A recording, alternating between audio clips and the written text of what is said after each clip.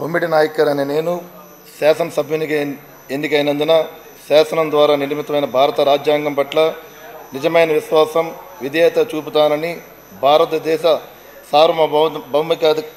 భౌమాధికారాన్ని, సమగ్రతను కాపాడుతానని, నేను స్వీకరించబోయే కర్తవ్యాన్ని శ్రద్ధాశక్తులతో నిర్వహిస్తానని దైవసాక్షిగా ప్రమాణం చేస్తున్నాను.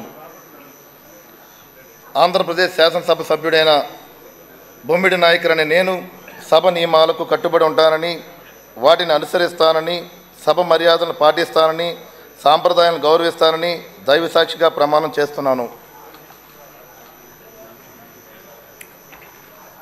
శ్రీ నెహ్రూ జ్యోతుల